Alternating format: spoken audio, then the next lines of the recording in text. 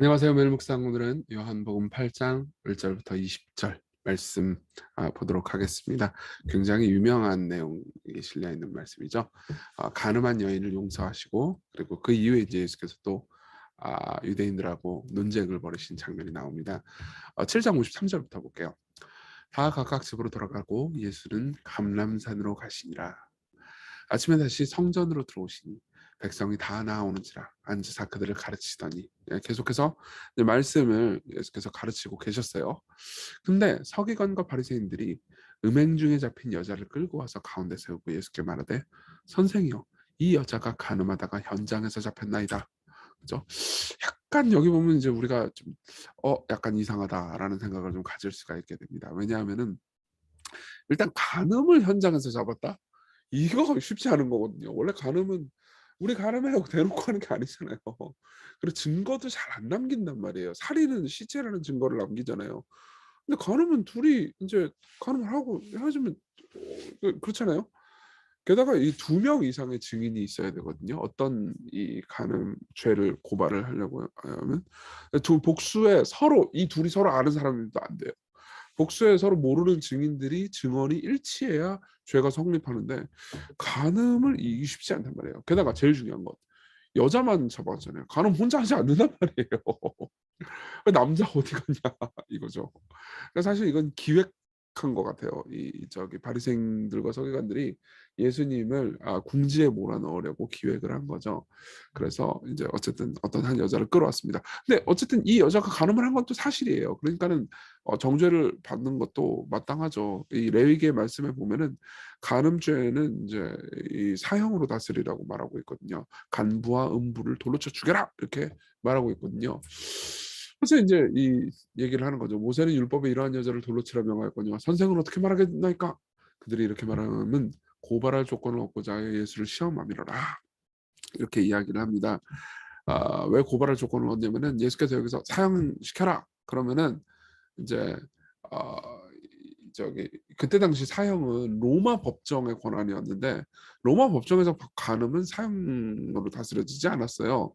그러니까 율법, 지금 모세오경의 성경만 이제 간음이 사형이었죠. 그러니까 예수께서 사형이다 그러면은 저 예수라는 작자가 로마 법을 어겼어요라고 고소할 수가 있는 거예요.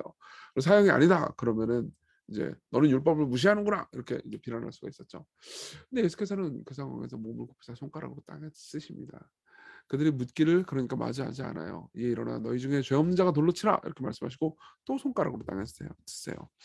이게 뭘 의미하느냐? 정확하게 우리는 다 알지 못합니다. 근데 하나 확실한 건, 손가락으로 땅에 쓰시고 나서 이 말씀을 듣고 죄 없는 자가 돌로 치라라는 말씀을 듣고 나서 9절에 양심의 가책을 느꼈다는 거죠. 그래서 많은 학자들은 예수께서 땅에 쓰신 내용이 사람들의 죄를 고발하는 내용이었다 이렇게 추측하기도 합니다. 확실히는 우리가 알지 못해요. 근데 어쨌든 간에 사람들은 양심의 가책을 느껴서 다 떠났습니다. 여기서 이제 우리가 알 수 있는 거는, 어쨌든 이들이 한 여자를 정죄하고 고소하려고 이제 율법을 이용했지만, 예수께서는 율법을 오히려 이제 어기지 않으시면서 돌로 치라고 했으니까요. 율법에 가르쳐 주는 대로 돌로 치라고 했으니까. 근데 그들이 모두가 죄인임을 폭로하셨다는 거죠. 그리고 여자하고 예수님만 남았습니다. 예수께서 말씀하세요. 여자 외에 아무도 없는 것을 보시고 이르시되, 여자여 너를 고발하던 그들이 어디 있냐? 너를 정죄하던 자가 없냐? 대답하되 주여 없습니다. 예수께서 이르시되 나도 너를 정죄하지 아니하노니 가서 다시는 죄를 범치 말라 이렇게 말씀을 하시죠. 그리고 나서 예수께서 또 말씀하시는데, 사람들 앞에서 이제 말씀하시는 거예요. 나는 세상의 빛이니 나를 따르는 자는 어둠에 다니지 아니하고 생명의 빛을 얻으리라. 바리새인들이 이르되 내가 너를 위해 증언하니 네 증언은 참되지 아니하도다. 그러니까 보세요. 예수님께서는 하나님께로 가세요. 그러면 빛이 보일 겁니다. 이렇게 말씀하지 않으셨어요. 내가 빛이다. 내게로 오라. 이거는 하나님만 할 수 있는 주장입니다. 그러니까 바리새인들이 야 그건 너 혼자의 증언이잖아. 그러니까 예수께서는 더 과격한 주장을 하세요. 내가 나를 위해 증언하여도 14절 내 증언이 참되니 나는 내가 어디로서 오고 어디로 가는지를 알거니와 너희는 내가 어디로 오서며 어디로 가는지를 알지 못하느니라. 그러면서 너희는 육체를 따라 판단하라. 나는 아무도 판단하지 아니하노라. 만일 내가 판단하여도 내 판단이 참되니 이는 내가 혼자 있는 것이 아니요 나를 보내신 이가 나와 함께 계십니다. 이렇게 말합니다. 말이 좀 어렵지만 이런 거예요. 바리새인들은 이 아까 간음한 여인들 정죄하는데 이 자기 판단을 했단 말이에요. 율법을 썼단 말이에요. 그러니까 율법을 사용해서 남 판단하는 데만 썼단 말이에요. 근데 예수께서는 율법을 사용해서 사람들을 판단하는 게 아니고 사람들을 사랑하는 데 쓰셨단 말입니다. 그렇죠? 그리고 그래서 17절 너희 율법에도 두 사람의 증언이 참되다 기록했으니 내가 나를 위해 증언하는 자가 되고 나를 보내신 아버지 성부 하나님도 나를 위해 증언하시니라. 그렇죠? 그러니까 증언이 둘이니까 내 말은 참되다. 나는 진짜 세상의 빛이다라고 말씀하시는 거죠. 이에 그들이 이때 네 아버지가 어디 있느냐? 예수께서 대답하시되 그러니까 예수께서 아버지라고 말할 때는 성부 하나님을 가리키는 것을 이 사람들 다 알고 있었어요. 근데 이제 막 안 믿는 거죠. 너는 나를 알지 못하고 내 아버지도 알지 못하는도다. 나를 알았더라면 내 아버지도 알았으리라. 이 말씀은 성전에서 가르치실 때 헌금함 앞에서 하셨어요. 그러니까 많은 사람들 앞에서 공개적으로 하셨다는 거죠. 그럼 사실 이 정도의 신성 모독이라면 예수님이 진짜 신이라면 무릎 꿇고 경배하고 엎드려서 절해야 되겠죠? 이 사람들은. 근데 진짜 신이 아니라면 신성모독이잖아요. 그럼 돌로 쳐 죽여야 되거든요. 간음도 돌로 쳐 죽이는데 신성모독은 당연하죠. 그죠? 근데 아무도 잡는 사람이 없었습니다. 왜냐하면 아직 그 때, 이때가 뭔지 아시죠? 요한복음 지금까지 따라오신 분들은 십자가에서 그분이 못 박히실 때가 아직 이르지 않았기 때문입니다. 자, 전체적인 내용을 살펴봤는데요. 우리 적용을 해볼까요? 예수님 어떤 분이십니까? 세상의 빛이에요. 근데 어떤 빛이에요? 율법이 원래 말해주는 말을 진정으로 보여주시기 위해서, 즉 율법은요 우리의 죄를 깨닫게 하기 위해서 하나님께서 주신 거거든요. 근데 사람들은 이 율법을 어떻게 썼냐면은 자기 자신이 괜찮다는 걸 입증하기 위해 썼어요. 우리도 많이 그러잖아요. 우리도 하나님 말씀 어떻게 살아야 된다. 이거를 지키면은 내가 괜찮은 존재고 내가 안 지키면은 율법이 너무 가혹한 거야. 이렇게 생각하면서 나를 입증하기 위해서 율법을 쓴단 말이에요. 그러면서 율법을 안 지키는 사람 보면서 마음속으로 정죄하고 이런단 말이에요. 여자 주위의 모든 사람들은 율법을 이용해서 이 여자를 정죄하고 자기 자신이 괜찮고 예수님을 궁지에 빠뜨리는 데만 율법을 썼어요. 근데 원래 율법은 내가 죄인임을 깨닫게 하기 위해서 하나님께서 주신 거예요.